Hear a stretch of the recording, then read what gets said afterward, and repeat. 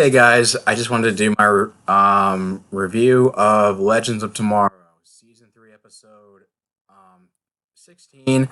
I Ava. I Ava. So I guess it's gonna have to be again, like, for the time being, at least until April, when if and when once if and when March Madness is finished. I don't know if it is at the time of recording this. Just I'm just gonna, at least until April, I think I'm just gonna do just reviews for the DC TV shows because they keep getting blocked. But I still will be doing reaction videos to, say, other stuff that's been, other stuff like Agents of Shield, Walking Dead, and possibly Krypton if I decide to stick with the series. I don't know if I might. I'll discuss that in another video. Um, but in any case, this one was kind of more of a jaw dropper than I expected, which is basically to confirm as to whether or not, I Ava just reminded me of, the movie I Robot with Will Smith. There fan theories were going around, and there were trailers suggesting, is Ava a clone or a robot? We find out it is the former, who was recruited into and presumably given fake memories by Rip, and it even because it even starts out because it even like there's like different like subplots going on. They have Sarah leaving to go get Sarah because she's still reeling from her possession from Lawless, wanting to leave and clear her head, and leaving Amaya in charge and trying to get Zari to train Mick, but all Mick wants to do is eat and just dick around with his powers, which leads to a kind of a funny fight. But you can tell but it was kind of there wasn't like too much that came of it that had like a huge impact on the plot, but it was it gave the actor something to do, as to kind of like further loosen up Zari and not have to worry about traditions like Ramadan. And you could tell just from Tala Ash's performance that it's like she's kind of more not that I didn't like the character before, but I guess it's sort of like she's kind of, you feel like she's I don't know, like a kind of like a sense of like kind of is more like a little bit more of bringing like less sullen and being a little bit more like, I guess, like a sense of like optimism, or just there's something about the performance that I think is different from in the back half of this season than it was in the prior to to 311. And but I guess like major plot points was that it turns out because the animal totem is in the possession of the Darks, that because Nora is possessing the animal totem, that basically that is causing a rift in time in which Mari became a vigilante without the animal totem, and now she was like caught in a burning building. So Nate so and Wally were sent to go check up on her, and then they bumped into Kawasa, who was trying to protect Mari, because in spite of the bad blood between them, that she still wants to protect her sister. And Wally and Nate try to convince her to try to go turn against Dark and try to get the animal totem back. And she's also pissed at, she still holds a grudge against Nate for the fact that he's in a romance with Amaya, which I don't know if anybody in the fan base was asking for, but pretty much wants to basically decides to let him die at the hands of the Darks in exchange for getting the animal totem back, which pisses off Amaya, and calls her out for being selfish, and because and how Amaya tried everything to redeem you, and because of her actions that it led to Mari getting hurt. And then but it's like, and then like Kawasa's calling Amaya out for being selfish and trying, and being this romance with Nate knowing that they're not the bio. So, I, even though so this proves fans' theories that Nate's definitely not going to be their Mari and Kawasa's grandfather, and that she's putting their exist and Kawasa says like he's putting their existence at risk. So it's like, I mean, you can't really. I mean, both of them have a point because it's like they both come across as like, I mean, they're both like done selfish things. It's like they both have done selfish things. It's like, that it's like she's carrying on she's carrying on a romance with someone that she can't be with, and risking risking the daughter's getting erased from existence at pretty much any moment, and at the same her daughter and her descendants getting erased from existence at any moment, and then you have like Kawasa, who has such a grudge against Mari that it's like she gets mixed up with the who's like betrayed her tons of times if you watch the Vixen series, and then of course there's the fact that it's like she got into bed with the Darks and Mullis, that it's the reason why they ended up with the totems in the first place. So it's kind of like neither one of them like particularly sympathetic, but if you were more, but it's like saying that saying that Kawasa is like beyond redemption, she'll never be like her sister. I guess it kind of what pushes her to go rescue Nate, especially when Nate or I guess when Amaya and Wally go after the Darks, and basically Nora, from based on the last couple of episodes, like Mullis is fully influencing her actions. Like he's not completely taking control, and it's not like her eyes are glowing red, and you can hear like John Noble's voice, and like aka Mullis taking over. But it's like there are times where it's just like she's like reveling in the power and letting him influence her to the point where even like Damien Dark is like sick of the arrangement, and now it's and even like commiserates with Nate, saying it's like, oh, torture doesn't bring me the same joy. It's like I wanted to burn the world and remake it in my image, but not at the expense of my daughter. But if, and it's like, and he was like, there's kind of like funny moment where it's like, he was like torturing like Nate with a cattle prod, and he's like, it was like, oh my god, like torture doesn't bring me the same joy it used to. I'm sorry, it's not you, it's me. And they're kind of having this and like Nate's trying to be like, look, I know you're going through a difficult time. You made a deal with the devil, and now he's coming to collect your little girl. And that was kind of funny that they actually try to act. Now he's like hitting, like Dark's like hit a bat against the wall, and like Nate's trying to like ham it up and trying to make it sound like he's being tortured, but it's like but now it's like Nora's throwing her own father around like a rag doll.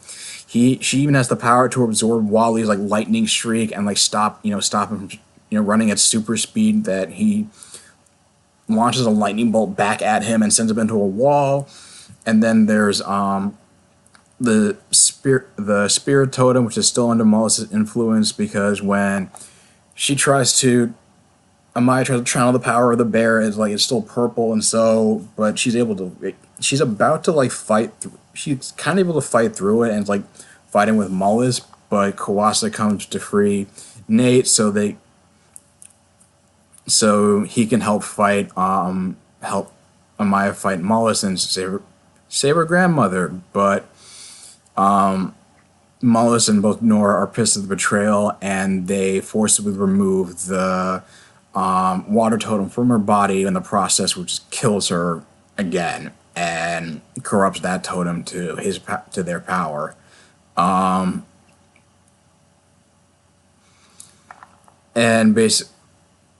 so it's, and I guess and she's so distraught about losing her granddaughter, and the last thing saying was telling her like how selfish she was, and she failed to save, and like failing to save her, as like now is ended with like now she's taking the jump ship. Is not going to travel to 1992 to try to actually just stop the village from being burnt down by Ishu, like it was like you find out in the Vixen season 2, which and my immediate thoughts were, wow, if only a certain speedster could see her now. It's kind of like it's very obvious parallels. And we all know it's gonna have like disaster. I mean, it could have as that you're not thinking straight and knowing and considering that the more times are already in such a fragile state that the more acronyms or more changes that are made, the more unstable the timeline becomes, and Mollis becomes freed, and so it's the closer Mollis gets to becoming free, and of course, just even without that being a factor, we've all seen what Barry's actions of trying to save a loved one and like through time travel have had on the timeline. So it would, granted, I don't think she's gonna go through with it, but it'll be interesting to see like who's gonna be the one to like talk her down, basically talk her down and stop her from making any major changes. But the other major plot was Gary, who coming to Ray and Sarah talking about how Ava's been missing for several days and how they've and that's and so they decided to go to the Time Bureau to check on her disappearance, and they find out the file has been deleted unknowingly. Which I guess Sarah later deduces was by Rip. They try to go to her house in like Fresno, California, and talk to Ava's parents, and Sarah's immediately suspicious of them and ready to play bad cop because they talk about how she knows like discrepancies in their stories about Ava, because she talks about how Ava had a sleepover for her 15th birthday, when Sarah says that she knows that Ava went paintballing for her 15th birthday, which I think they actually mentioned on that date they went on in 312 actually. And so they found out that they're actually just actors. They're just secretly being paid off, I guess by Rip. And so they end up finding enough clue, and by stealing and by Sarah snatching off Ava's time courier when she finally gets back, is they're able to find like like a time period that's kind of like closed off or forbidden, which is like Vancouver of 2213.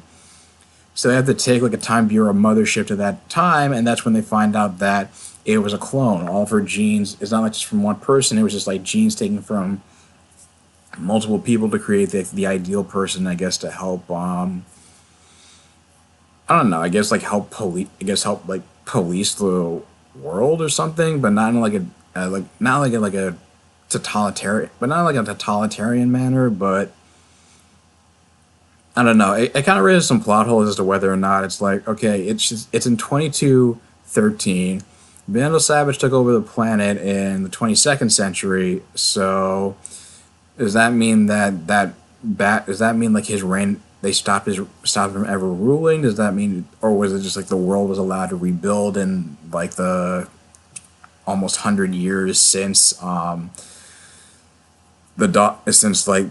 since Savage's daughter was convinced to help overthrow him in that time era? Like, does that mean Rip's family's still alive? Actually, you know what? The less I think about the finale and that season, the better. Because that has a lot of plot. Not that I didn't like that season, but it had a lot of plot holes. And Ava's actually was naturally unaware that she was even a clone until she followed them to the year 2213, and now is like horrified by the revelation that she was never real. She never had a real identity, and Sarah reassures her that she's always been a real person. She's not like these like mindless clones that are just sent to that act as like like these like soldiers or like cops or whatever, and they end up having to fight their way through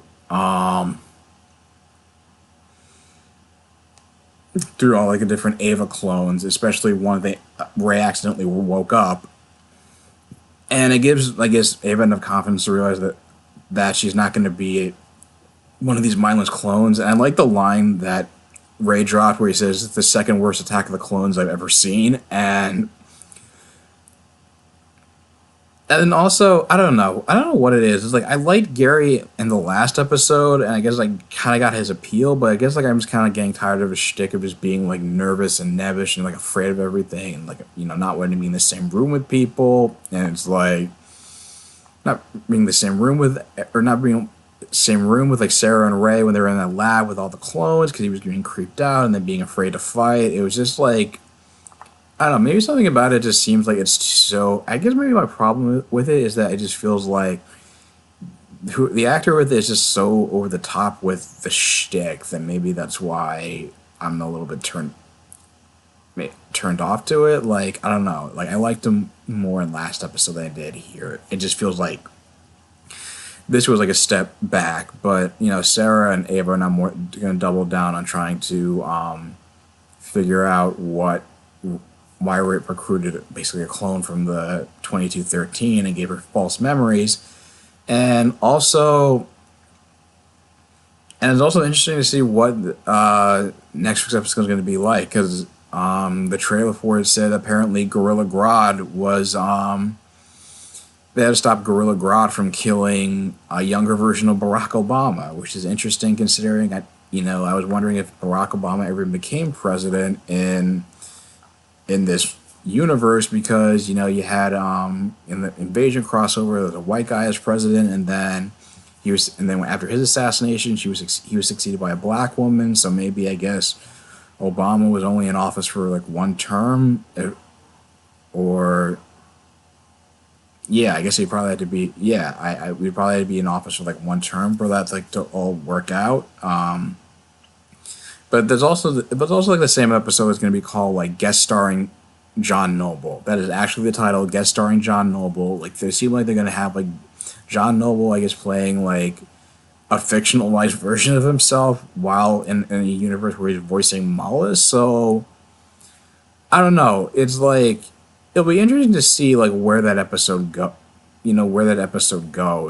Considering it's I don't remember anything about the synopsis mentioning, Barack Obama and Grodd. But anyway, guys, what do you think about the episode? Leave your thoughts in the comments down below. If you like this video, like, share, and subscribe, and I will talk to you guys soon. Take care.